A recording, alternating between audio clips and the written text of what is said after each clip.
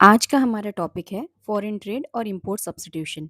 I hope कि आपने पहले ही इस चैप्टर के प्रीवियस टॉपिक्स को पढ़ लिए होंगे और अगर नहीं पढ़ा है तो आप मेरे चैनल को विजिट करके वहाँ से पढ़ सकते हैं। तो फिर चलिए कंटिन्यू करते हैं फॉरेन ट्रेड।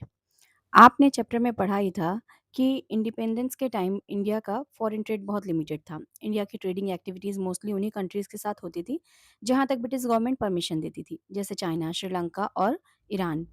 हम इन्हीं के साथ हमारा जो ट्रेड था वो ज़्यादातर होता था। लेकिन अगर किसी कंट्री को इकोनॉमिक डेवलपमेंट करनी है तो उसे वर्ल्ड इकोनॉमी के साथ भी पूरी तरीके से कनेक्ट रहना पड़ता है और इसके लिए ट्रेड एंड कॉमर्स सबसे इंपॉर्टेंट मीडियम होता है। इंडिपेंडेंस के बाद इंडिया का इंपोर्ट बिल काफ़ी ज़्यादा था जबकि एक्सपोर्ट कंपैरेटिवली कम था। इसलिए बैलेंस ऑफ पेमेंट्स को इम्प्रूव करने और डोमेस्टिक इंडस्ट्रीज़ को स्ट्रेंथन करने के लिए इंपोर्ट सब्स्टिट्यूशन पॉलिसी अपनाई गई। पहले देख लेते हैं meaning of foreign trade. Foreign trade का मतलब है जब कोई कंट्री किसी दूसरी कंट्री के साथ गुड्स और सर्विसेज का एक्सचेंज करती है तो उसे फॉरेन ट्रेड कहा जाता है। इसके थ्री टाइप्स हैं: import trade, export trade and entrepot trade. आप ये जानते ही होंगे। अब देखते हैं इम्पोर्ट सब्स्टिट्यूशन। इम्पोर्ट सब्स्टिट्यूशन ऐसी पॉलिसी है जिसमें इम्पोर्ट किए जाने वाले गुड्स की जगह डोमेस्टिक प्रोडक्शन को बढ़ावा दिया जाता है। इन सिंपल वर्ड्स, जिन प्रोडक्ट को पहले हम फॉरेन कंट्रीज से इम्पोर्ट करते थे उन्हें अपने ही देश में प्रोड्यूस करने की कोशिश की जाती है। एग्जाम्पल: पहले इंडिया कई व्हीकल्स और इंडस्ट्रियल गुड्स फॉरेन से इंपोर्ट करता था, लेकिन बाद में डोमेस्टिक इंडस्ट्रीज को प्रमोट किया गया ताकि वही प्रोडक्ट्स इंडिया में ही मैन्युफैक्चर किए जा सके। इस पॉलिसी का मेन एम था डोमेस्टिक इंडस्ट्रीज को डेवलप करना और उन्हें फॉरेन कंपटीशन से प्रोटेक्ट करना। Objectives of import substitution: first, savings foreign exchange. अगर कोई कंट्री लगातार इंपोर्ट करती रहे तो उसे फॉरेन करेंसी में पेमेंट करनी पड़ती है। इससे फॉरेन एक्सचेंज रिजर्व्स कम होने लगते हैं। इसलिए इंपोर्ट कम करके फॉरेन एक्सचेंज को सेव करना इस पॉलिसी का एक इम्पॉर्टेंट ऑब्जेक्टिव था। सेकंड है self reliance.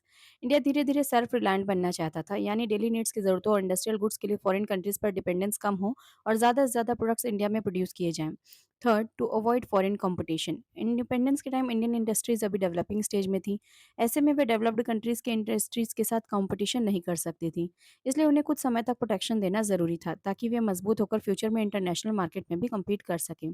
Fourth, to reduce drain of foreign exchange. जब किसी कंट्री का इंपोर्ट बहुत ज़्यादा होता है तो ह्यूज नंबर्स में फॉरेन एक्सचेंज बाहर चला जाता है।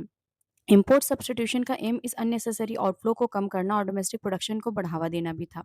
बट इंपोर्ट सब्स्टिट्यूशन सिर्फ फ़ायदा ही नहीं है, उसके कुछ इश्यूज भी हैं। चलिए वो भी देख लेते हैं। Under some points: argument against import substitution. First, cutting out from world trade. Import substitution की वजह से डोमेस्टिक प्रोडक्शन पर ज़्यादा फोकस किया गया। इससे इंटरनेशनल ट्रेड कंपैरेटिवली कम हुआ और इंडिया वर्ल्ड मार्केट से कुछ हद तक अलग होने लगा। कई इकोनॉमिस्ट का मानना था कि इंटरनेशनल ट्रेड बढ़ाने से एक्सपोर्ट के भी ज़्यादा अपॉर्चुनिटीज़ मिलते हैं। सिंपल सी चीज़ है, अगर आप ये सोचो कि सिर्फ आपसे सब लोग गुड्स और सर्विसेज परचेज करें और आप खुद किसी बाहर की कंट्री से कुछ भी ना लो, तो ये बिल्कुल भी पॉसिबल नहीं है। जब सबको कुछ ना कुछ प्रॉफिट होगा तभी तो वो आपसे ट्रेड करेगा। सेकंड है लैक ऑफ कंपटीशन। जब डोमेस्टिक इंडस्ट्रीज को फॉरेन कंपटीशन से प्रोटेक्शन मिल गया तो कई इंडस्ट्रीज पर एफिशिएंट बनने का जो प्रेशर था वो भी कम हो गया। कंपटीशन कम होने की वजह से कई बार क्वालिटी इंप्रूवमेंट और इनोवेशन को ध्यान ही नहीं दिया गया। इसकी वजह ये है कि उन मैन्युफैक्चरर और प्रोड्यूसर को ये पता होता था कि कोई और अल्टरनेटिव तो है नहीं, इसलिए कस्टमर को मजबूरी में ही सिर्फ उनके ही गुड्स खरीदने पड़ेंगे। इसलिए वो बेफिक्र होकर सेलिंग करने लगे। थर्ड है इंक्रीज इन कॉस्ट। कई प्रोडक्ट्स ऐसे थे जिनके रिसोर्सेज इंडिया में आसानी से मिलते ही नहीं थे। ऐसे प्रोडक्ट्स को इंडिया में मैन्युफैक्चर करना कई बार इंपोर्ट करने की तुलना में भी ज़्यादा एक्सपेंसिव पड़ता था। इससे कंज्यूमर्स को भी हायर प्राइसेस पे करने पड़ते थे। Fourth, economy become less productive. अगर कोई इकोनॉमी हर प्रोडक्ट खुद ही प्रोड्यूस करने लगेगी तो हो सकता है कि उन प्रोडक्ट्स पर भी रिसोर्सेज खर्च करें जिन्हें दूसरे देशों में हम कम कॉस्ट पर खरीद सकते हैं। इससे रिसोर्सेज का एफिशिएंट यूज़ नहीं हो पाता और इकोनॉमी कंपैरेटिवली लेस प्रोडक्टिव हो सकती है। अब देख लेते हैं protection from imports through tariff and Kota's. सवाल आता है कि गवर्नमेंट ने डोमेस्टिक इंडस्ट्रीज को फॉरेन कंपटीशन से प्रोटेक्ट कैसे किया। फर्स्ट है टैरिफ। टैरिफ का मतलब होता है इंपोर्टेड गुड्स पर लगाया जाने वाला टैक्स। जब गवर्नमेंट इंपोर्टेड गुड्स पर हाई टैक्स लगा देती है तो उनकी प्राइसेस बढ़ जाती हैं। इससे लोग इंपोर्टेड प्रोडक्ट्स कम खरीदते हैं और डोमेस्टिक प्रोडक्ट्स की डिमांड बढ़ने लगती है। Second is quota system. Quota एक नॉन टैरिफ बैरियर है। कोटा सिस्टम में गवर्नमेंट किसी पर्टिकुलर कमोडिटी के इंपोर्ट की मैक्सिमम क्वांटिटी तय कर देती है, यानी एक फिक्स्ड लिमिट से ज़्यादा उस प्रोडक्ट का इंपोर्ट नहीं किया जा सकता।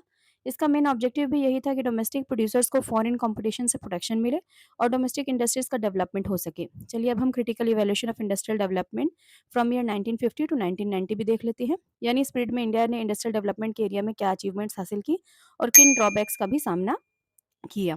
Achievements of industrial development, starting from first, increase in the share of industrial sector in GDP. From year 1950 to 51 में इंडस्ट्रियल सेक्टर का जीडीपी में शेयर लगभग 11.8% था, जो बढ़कर 24.6% हो गया। इस टाइम इंडस्ट्रियल सेक्टर की एवरेज एनुअल ग्रोथ लगभग 6% रही, जो उस टाइम के हिसाब से काफ़ी एडमायरेबल थी। ये साफ दिखाई देता था कि इंडियन इकोनॉमीज़ में इंडस्ट्रीज़ का कंट्रीब्यूशन लगातार बढ़ रहा है।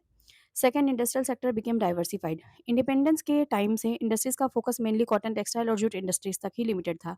लेकिन धीरे-धीरे इंडस्ट्रियल सेक्टर काफ़ी डाइवर्सिफाइड हो गया। Engineering goods, chemical, pharmaceuticals, electronics, machinery और कई प्रकार के जो कंज्यूमर गुड्स थे, उनका भी प्रोडक्शन शुरू हुआ। इसमें पब्लिक सेक्टर का कंट्रीब्यूशन काफ़ी इंपॉर्टेंट रहा। Third is promotion of small scale industries. SSI की वजह से कम कैपिटल वाले लोग भी अपना बिजनेस शुरू कर सके। इससे लोगों को सेल्फ एम्प्लॉयमेंट के साथ-साथ दूसरों के लिए भी एम्प्लॉयमेंट अपॉर्च्युनिटीज़ क्रिएट करने का मौका मिला।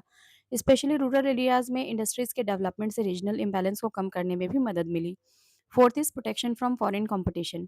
इम्पोर्ट सब्सटीट्यूशन पॉलिसी के थ्रू डोमेस्टिक इंडस्ट्रीज़ को फॉरेन कॉम्पिटिशन से प्रोटेक्शन दिया गया। इसी प्रोटेक्शन की वजह से इलेक्ट्रॉनिक्स, ऑटोमोबाइल्स और कई इंडिजिनस इंडस्ट्रीज़ को डेवलप होने का चांस भी मिला। अगर शुरुआती समय में गवर्नमेंट का प्रोटेक्शन न मिलता तो इन इंडस्ट्रीज़ के लिए डेवलप्ड कंट्रीज़ की कंपनीज़ के साथ कॉम्पिटिशन करना काफ़ी मुश्किल होता। ड्रॉबैक्स भी हैं इसके। First is inward looking trade strategy.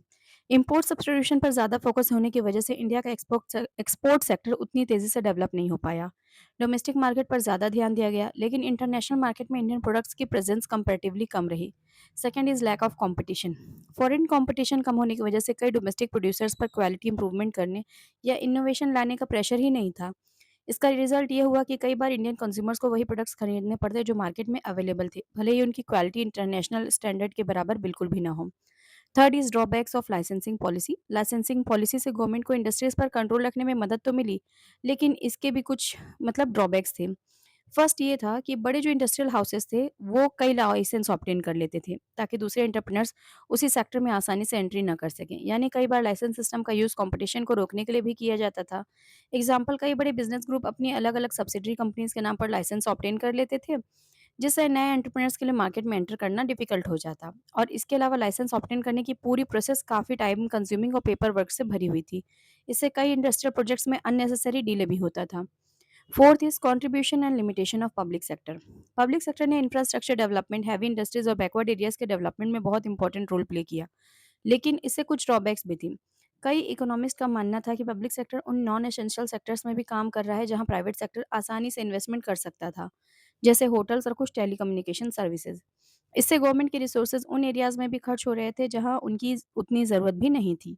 इसके अलावा कई पब्लिक सेक्टर जो अंडरटेकिंग्स थे, वो लगातार लॉसेस में भी चल रही थी, फिर भी गवर्नमेंट उन्हें बंद नहीं कर पाती थी, क्योंकि ऐसा करने से बड़े नंबर्स में लोगों की जॉब चली जाती और अनएम्प्लॉयमेंट बढ़ जाती। अगर हम केवल इस बेसिस पर पब्लिक सेक्टर का इवैल्यूएशन करें कि उसने कितना प्रॉफिट अर्न किया, तो ये सही अप्रोच नहीं होगा, क्योंकि पब्लिक सेक्टर का प्राइमरी ऑब्जेक्टिव प्रॉफिट मैक्सिमाइजेशन था ही नहीं, बल्कि सोशल वेलफेयर और इकोनॉमिक डेवलपमेंट था।